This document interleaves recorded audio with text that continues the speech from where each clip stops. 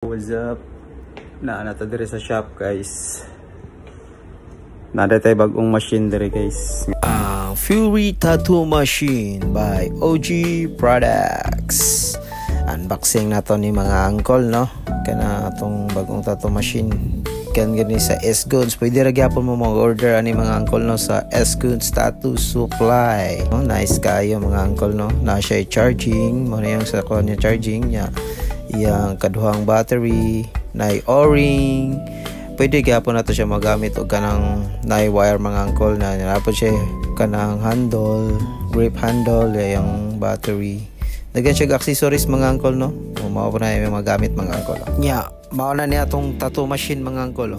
Ang Fury Tattoo Machine by OG Products. Mao na siya mga uncle. Nindot sa ni gamiton nga machine mga uncle kay maduwal nimo ang speed ba. Pwede nimo siya gamitan og katong fast speed og slow. Gamit kini sa mga maggamit og kanang mga stippling nga style, gamit kini siya.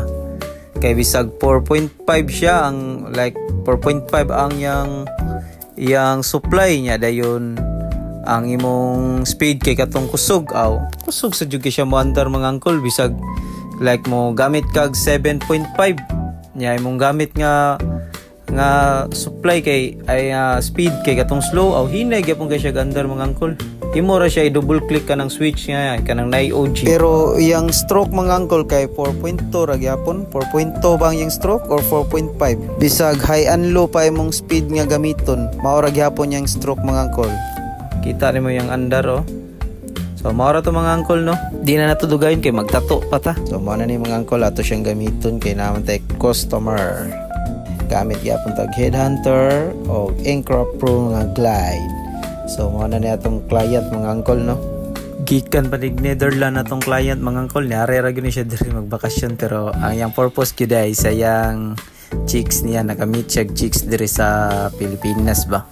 So mo to naka-decide po siya magbakasyon og taas so nagpatato na lang pod siya.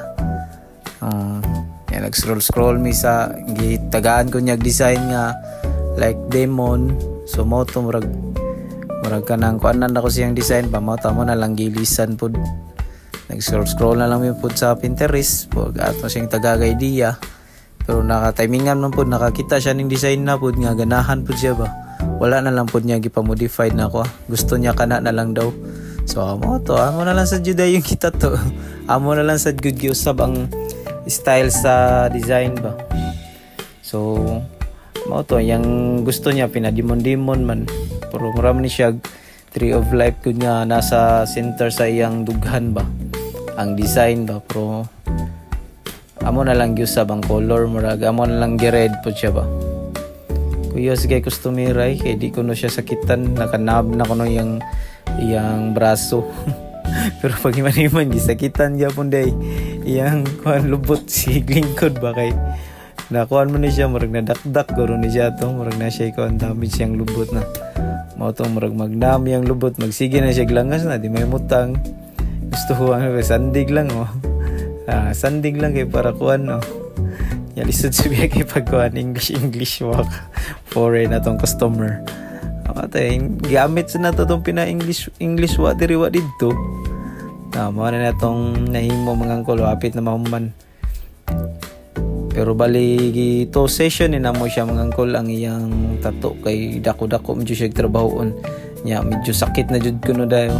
Nya timing pud anang adlaw na pud siya lakaw sa iyang Paris mo to yang kuha na lang decide na lang siya nga ugma na lang tiwason ang background. So mo ta amo na lang sa siyang gihuman ang yang subject pinaka subject niya. Tapos pagka ugma gitiwas na namo. Mao na yung finished product na sa first session na mo. Mao na siya pagkahuman sa tong first session, pagkaugma na in the next day, sumpay nito mga uncle sa yung background. Diha medyo seryoso pa kay ta diha mga uncle pero muli kay ninyong uncle kay mugawas yun ang dila-dila na basta na video. Oraga kuan ba tripping kayo yawa ginang uncle pero seryoso jud ta diha mga uncle kay lisod sa biyaning design na mga uncle kay detalye kay ba ni action tagay kog baliba ni pero murag ganahan mo jud kay siya. So diha mga uncle pagka next day nanatay niya itong mga kauban da si Sir Nante, seryoso po kayo ni Sir Nante, pero joker kayo, malingaw kasi gigtabi. Oh, grabe kayo nagnunod ba? Abi na mag-seryoso ba, pero muli kayo pa kayo istorya. Kaya napon si Joel sa datong idol sa Japon. Seryoso sa gani si Joel. Tira, hapit-hapit na tamahuman mga angkol. Kulit-kulit lang gyapon ta sa mga detalye mga angkol. Kay medyo lisod sa ng background, pero ang pagkaduha mga angkol, pagka next day na mo kay murag medyo nakainom siya mga angkol, kanang dili kay dali masudang kuan ba, kay bawo ka mag-date sila sa iyang uyab, so sa klaro kay nakainom, naglisod kog pasud sa iyang background na niya medyo sakita na siya. So di na nato dugayon mga angkol, no, mao na ni atong result sa atong gihimo nga project mga angkol ba.